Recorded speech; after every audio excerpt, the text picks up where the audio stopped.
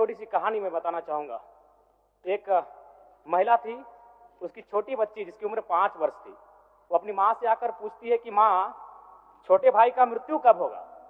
तो माँ ने पूछा कि बेटी तुम ऐसा क्यों कह रही हो, अपने छोटे भाई को मरने के लिए क्यों कह रही हो? तो छोटी सी गुड़िया ने कहा कि माँ, बड़े भाई की जब मृत्यु हुई थी तो बहुत सारे लोग हमें खाना देने के लिए आए थे, हमारे घर में भोजन नहीं था, हमें कपड़े नहीं था, तो बहुत सारे लोग हमसे मिलने आए थे और हमें खाना देकर गए थे। और मैं चाहती हूँ कि छोटा भाई भी अगर मर जाएगा तो शायद बहुत सारे लोग आएंगे, हमें भोजन देंगे, हमें खाना देंगे, हमें कपड़े देंगे, क्योंकि हम 4-5 दिनों से भूखे हैं।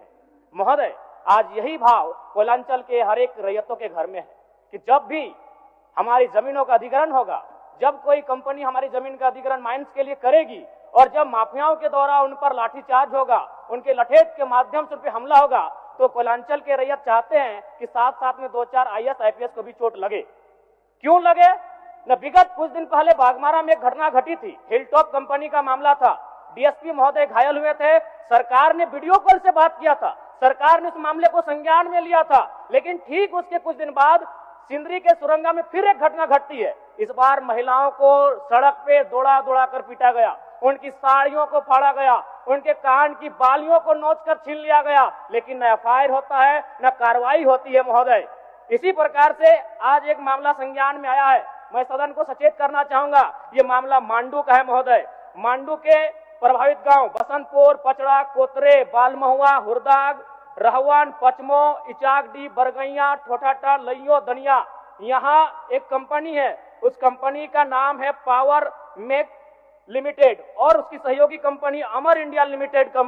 इनके माध्यम से खनन का कार्य होना है। अध्यक्ष महोदय, विगत 2-3 दिनों से लगभग 500 की संख्या में महिलाएं धरने पर बैठी हैं। यह मामला मैं सरकार को आपके माध्यम से संज्ञान में देना चाहता हूं। अगर सरकार संवेदनशील है, क्योंकि लॉ एंड ऑर्डर की बात करती है, ये सामाजिक न्याय की बात करती है, विधि कानून की बात करती है, तो भारतीय संविधान आर्टिकल 14 कानून के समय सबको बराबरी की बात करता है। एक DSP घायल हुए, आपने लॉ एंड ऑर्डर को हाथ में लिया, DIG IG ने मार्च किया, DSP ने संज्ञान में लिया, DC घटनास्थल पर गई, लेकिन जब ग्रामीणों को पीटा जाता है, जब ग्रामीणों की जमीनों को जबरन लिया जाता है, कानून अपनी प्रतिक्रिया क्यों नहीं देता? अध्यक्ष महोदय, इसलिए मैं एक गंभीर मामला आपके संज्ञान में देना चाहता हूं।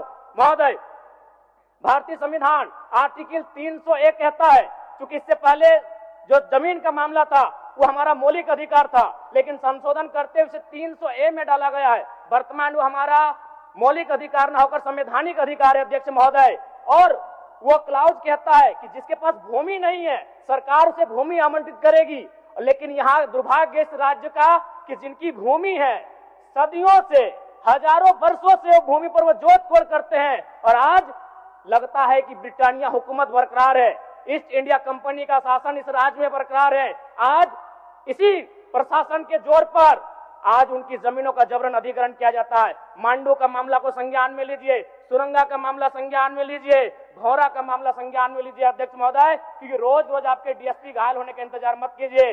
विधि के समक्ष अगर सब बराबर हैं तो रैयतों को भी जान जाती है, रैयतों को भी चोट लगता है। इस मामले को संज्ञान में लेंगे। महोदय, मैं आगे कहना चाहूंगा, अभी वरिष्ठ नेता ने कहा लॉ एंड ऑर्डर, मैं मानता हूं कि लॉ एंड ऑर्डर आपका है, लेकिन कहां है अध्यक्ष महोदय? गांवों में, खेतों में, खलिहानों में, बालू और कोयला के खदानों में, माफियाओं की जेब में आपका लॉ एंड ऑर्डर है। महोदय, मैं पढ़ के बताना चाहूंगा, OB डंपिंग को लेकर भिड़ंत, फायरिंग, बमबाजी, रेती जमीन पर OB डंप किए जाने को लेकर पहले भी हो चुका है संघर्ष, चले थे गोली बम, मामला जीनागोड़ा का। देव प्रभा आउटसोर्सिंग के समर्थकों व ग्रामीणों में झड़प, पत्थरबाजी व फायरिंग, तीसरा थानेदार का हाथ टूटा। अचानक बमबाजी व फायरिंग से मची भगदड़, पुलिस की मौजूदगी में एक दूसरे पर पत्थर बरसाते लोग। मैंने कहा लॉ एंड ऑर्डर है अध्यक्ष महोदय, कहां? गांवों में, खेतों में, खलिहानों में, कोयला के खदानों में, माफियाओं की जेब में। अध्यक्ष महोदय, मामले को गंभीरता पूर्वक संज्ञान में लीजिए। अध्यक्ष महोदय, फिलहाल मांडू के मैंने जिन गांवों का नाम जिक्र किया है, अभी भी 500 महिलाएं धरने पर बैठी। अध्यक्ष महोदय, अगर सरकार इस मामले को गंभीरता पूर्वक नहीं लेती अध्यक्ष महोदय, तो बागमारा और झरिया जैसी घटनाएं मांडू में घटित होने में देर नहीं लगी। अध्यक्ष महोदय, इसलिए मैं चाहता हूं कि इस मामले को आप संज्ञान में ले। दूसरी बात अध्यक्ष महोदय, मैं आपके माध्यम से एक अत्यंत गंभीर मामला संज्ञान में देना चाहता हूं। धनबाद जिला तोपचाची प्रखंड अंतर्गत पिपराडी गांव, आजादी के 78 साल बाद भी उस गांव की सड़क मुख्य सड़क से जुड़ नहीं पाई है। उनका मामला आता है अभयारण्य भूमि, सेंचुरी का भूमि का मामला संज्ञान में आता है। अध्यक्ष महोदय, मैं सदन के माध्यम से सरकार से पूछना चाहता हूं कि पारसनाथ पहाड़ में सड़क बन सकता है तो पिपराडी गांव में क्यों नहीं बन सकता है अध्यक्ष महोदय? पारसनाथ पहाड़ में जिन लोगों की सड़क की जरूरत थी अध्यक्ष महोदय, चूंकि वह धनी लोग थे, वो संपन्न लोग थे, इसलिए पारसनाथ के पहाड़ में जो कि सेंचुरी अभयारण्य है सड़क चली गई, लेकिन पिपराडी गांव सड़क नहीं जा पा रही अध्यक्ष महोदय। ये तो चाची प्रखंड का मामला है, इसे संज्ञान में लेंगे।